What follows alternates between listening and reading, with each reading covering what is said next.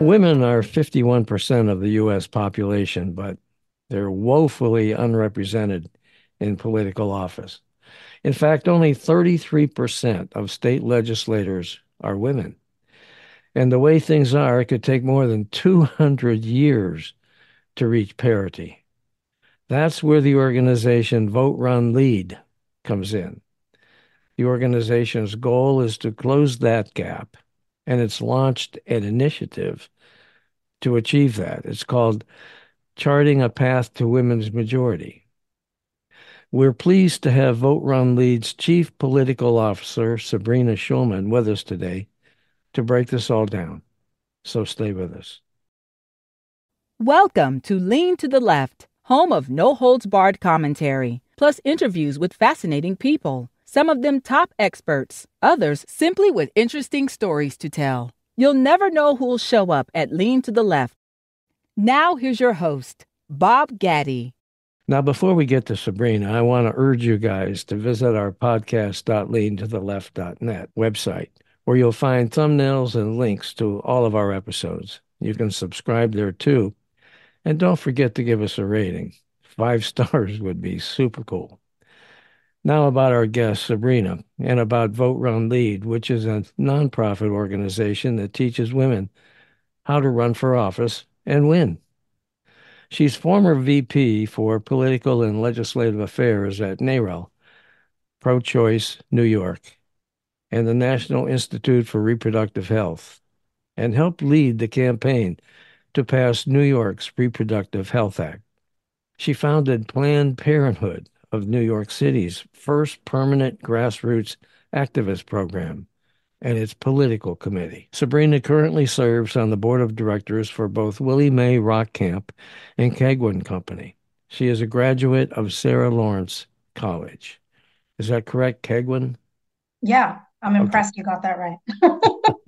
Okay. Sabrina, thanks so much for being with us today on our podcast. Thanks, Bob. I'm really glad to be here. Hey, exactly what is the case with women holding office, public office today? Isn't it true that several states still have fewer than 20% women in their legislatures? Yeah, it is true. As you stated at the top of the podcast, women are 51% of the population, and across the country, only 33% on average of state legislators. And when you dig down into the numbers, I hate to say it, your home region of the Southeast is unfortunately has a number of states closer to the bottom of those numbers. Alabama, Mississippi, South Carolina, Tennessee all have fewer than 20% women sitting in their state legislators. West Virginia is way at the bottom with less than 13% of state legislators that are women. Wow. Wow.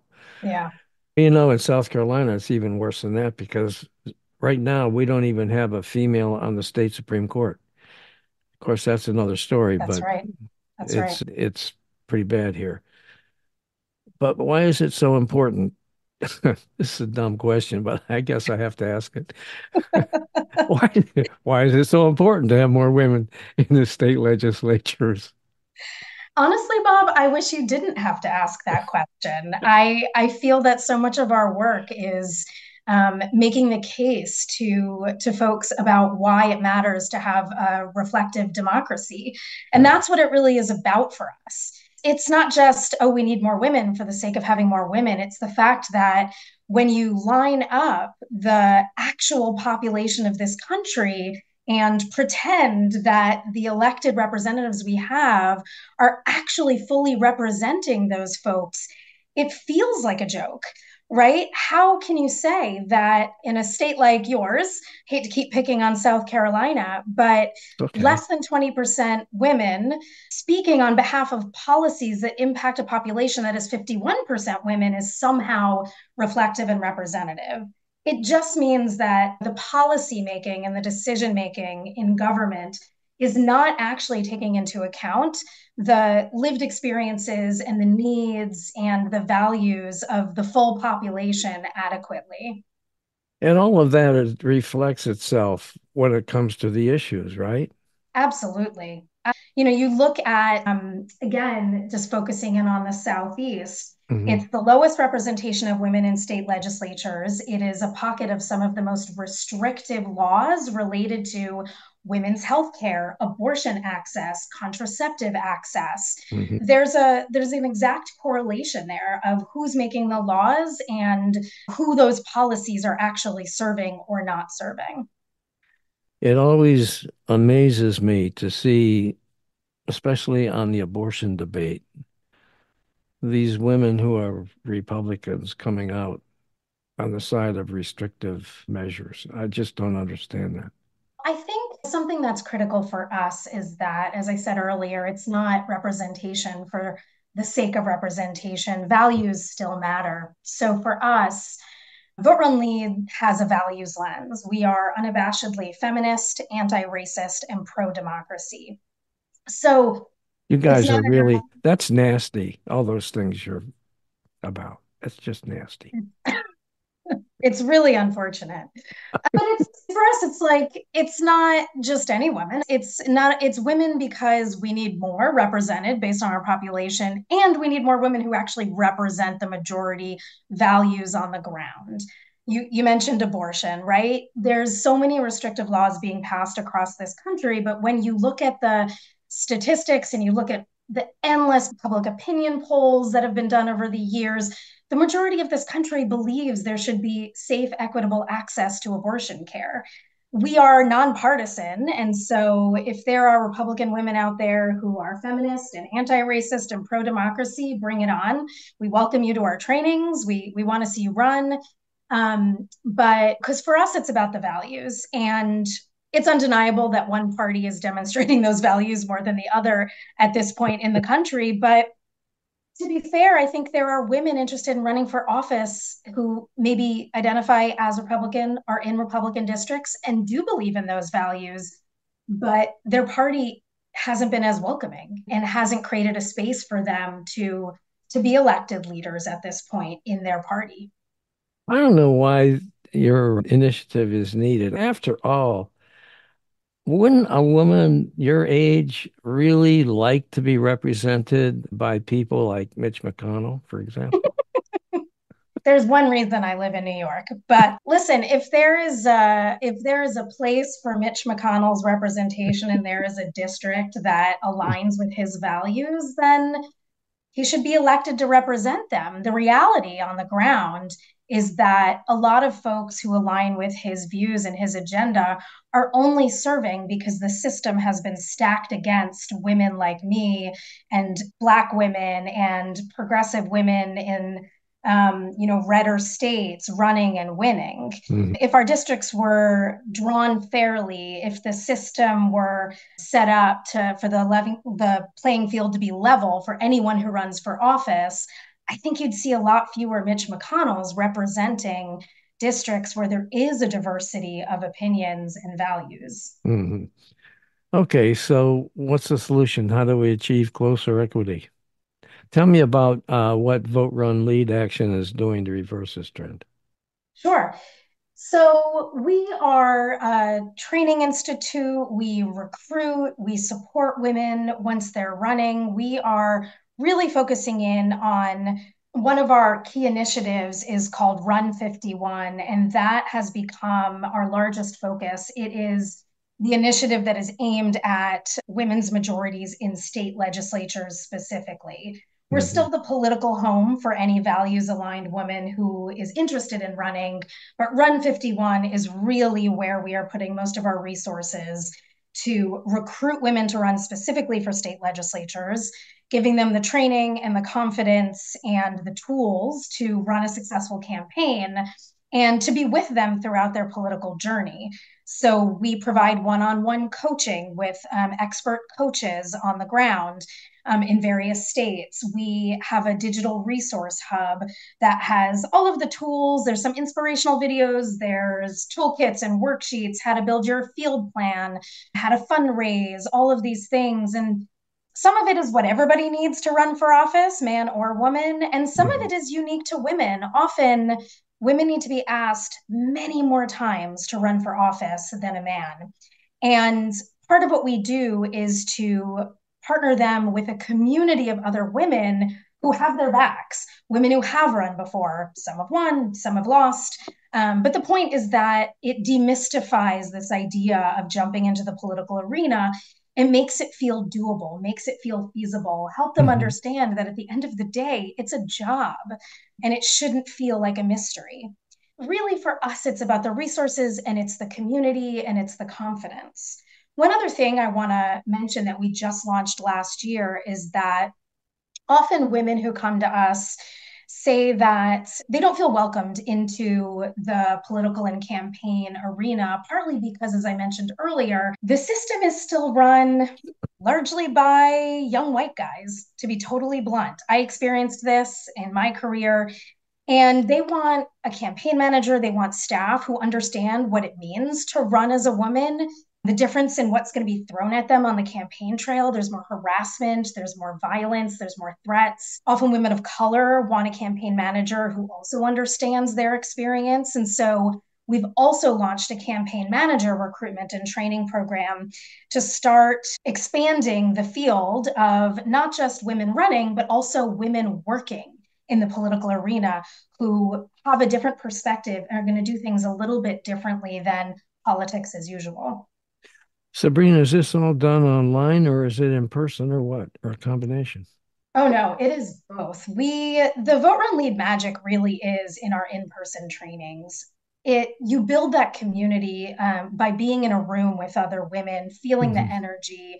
And while we do offer a lot online, frankly, the pandemic pushed all of our organizations to be better at offering resources online. But Right. as soon as we were able, we got back to in-person trainings Hmm. because we consistently hear from the women who go through our programs that yes, the content is critical and important information to run, but part of the brilliance of what we do is putting them in a room with other women across the country. That woman who they're going to call when they're on knocking doors and something crazy happens at a door. And they're going to text that woman they met from 5 states over at a Vote Run Lead training and be like, oh my God, you're not going to believe what happened today. And that's their support system. We actually gathered over 150 women in Detroit just this November, both women interested in running and women interested in managing campaigns, women from all over the country who are now part of each other's political community, even if they live on totally opposite sides of the country. Wow. You take these training sessions around to different cities, is that it? We do. So sometimes we have national trainings like Detroit, and Hmm. sometimes we'll do state specific Okay. trainings. So in the fall, we had a Minnesota training, which was specifically for women interested in running or managing campaigns in Minnesota. We also had one in Georgia, and we've just expanded and hired staff on the ground in 7 new states. And we'll be having state specific trainings in the future in those states as well. Cool. How many women do you think you've trained so far and how have they been doing as candidates? So, over our lifetime, we've trained thousands of women, definitely over 10,000. Wow. So Vote Run Lead's been around, it is actually our 10-year anniversary, but it was originally a program of an organization called the White House Project, which was around for decades and also trained women under the Vote Run Lead program. So we know we've trained many thousands of women across the country. We over 1,100 of them have run for office in 49 states in DC. Hmm. And currently 350 about are serving in 35 states and DC across the country. 129 of those are state legislators serving in 26 states across the country. So we've been building that bench for a while, Hey, and those are folks. So as I mentioned, 129 are state legislators, but the 350 are folks from super local town and county offices up to Congress. okay. Now, you mentioned minority women before. Are there any specific efforts that you guys have to help women of color who want to run for office? We do. As I mentioned earlier, in addition to just caring about gender equity in our Right. government bodies, we care about, I guess you could call it the crosstabs of who Hmm. those women are. And as you dig into the demographics of who's currently serving, the numbers get even more dire. You know, again, picking on South Carolina, I looked a lot at that data today, knowing I was going to be speaking to you. Yeah. When you look at Black women make up 15% of the state population in South Carolina, and they hold around 4% of seats in the state legislature. And across the country, there are almost 20 states in this country where not one Black woman serves in the state Senate. Not Hmm. one. That's something we look at carefully. And it's not just Black women, it's Latinas are woefully underrepresented, women in rural areas. There's lots of demographics as when you dig down into the data that we know that we need to make sure that we are focusing our resources on the most underrepresented groups of women.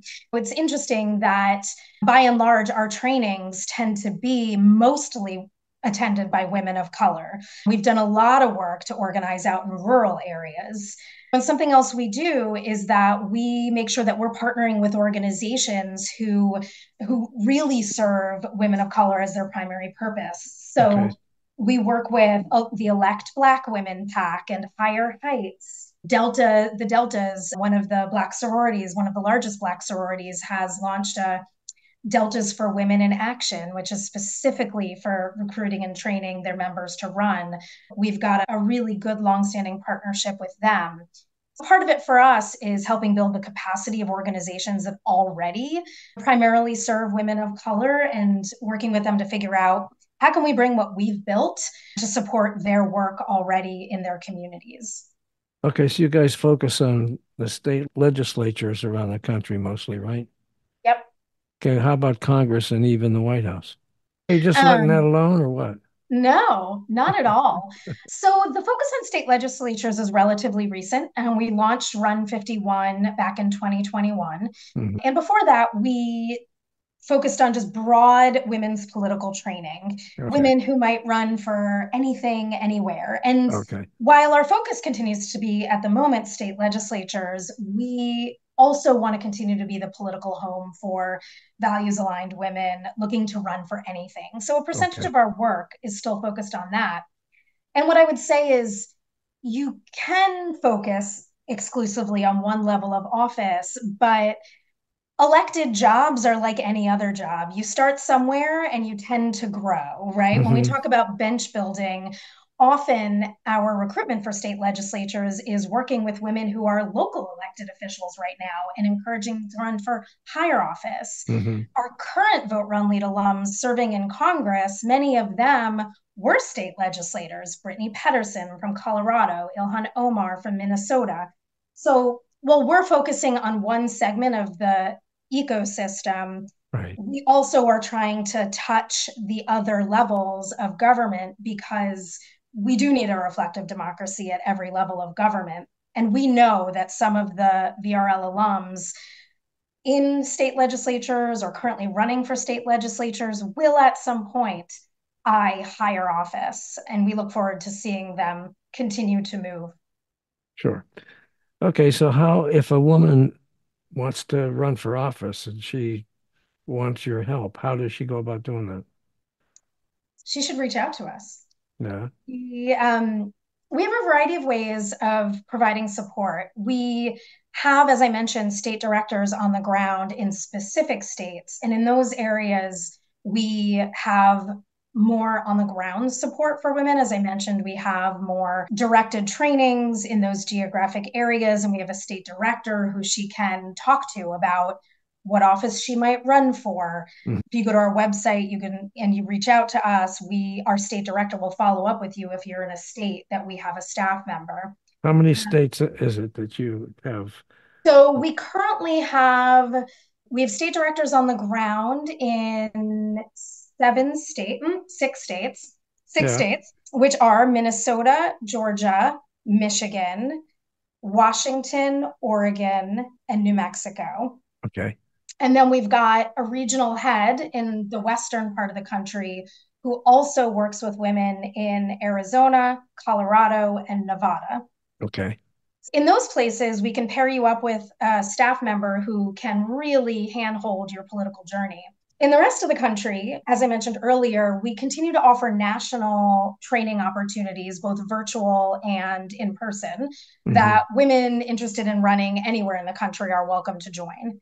Okay. And one of our really core resources that we built and launched last year, the VRL HQ, that's literally the website, vrlhq.org, is our digital resource hub, which is where we put all of our resources and tools and videos. And that's an easy place for women to go and check out all of our resources wherever she is and what office she may be interested in running for, or if she wants to run a campaign for a friend or someone she's met. Okay, is there a charge for people to participate? No, most of our resources are free. The digital hub is free. All of our virtual programming is free. We do sometimes have registration fees for our in-person trainings, but Mhm.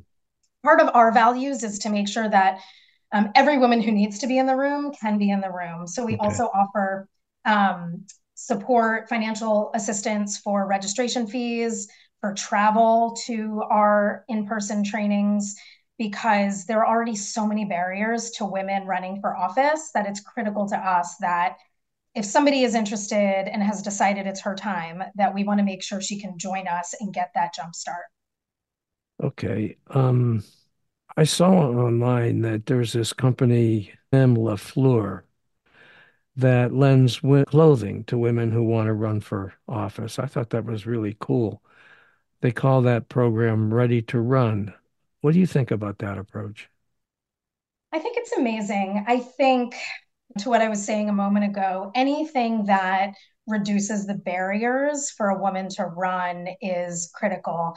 And I was thinking about this. I think the parallel is, I'm sure you've heard of the organization Dress for Success, Hmm. which for many years has been helping women get interview clothing for job interviews. It's no different than that. And Hmm. really, what it is, there could be something so small as just not feeling like you have clothing that you are comfortable being out in the public eye in, not doing press interviews as a candidate in. And that should not be a barrier for a woman who wants to run for office. And it can be, just like it can be a barrier for women looking for other kinds of jobs. And so I think it's very cool when companies bring their expertise and their resources to bear in solving what can be a big problem for a lot of women who know that they are going to be not only in the public eye, but more and more really scrutinized as a public figure. You talked about a lot of services that the Vote Run Lead provides. Where does the funding come from if you're not charging people to participate except for some registration fees? Where does Sure. the funding come from for all of this support? It's got to be expensive. So we, as a nonprofit organization, we rely on donors and grants and folks who believe what we believe, who have supported us year after year with contributions. I feel like in more recent years, people have really started to understand the critical nature of not just promoting women's confidence and understanding of the political arena, but actually doing the deep political work of recruiting women for specific seats and supporting them through their political journeys. So we're grateful that our donors and funders, a lot of them are grant makers, have looked at us and said, oh, okay, you all are making some headway. You know what you're doing, and have Good. continued to not only fund us, but in some cases continue to grow their contributions over the years. Okay, so you do accept contributions from individuals. Absolutely. Okay, Absolutely. how can they reach out and do that? They can go to voterunlead.org, and there is a donate button right on our website.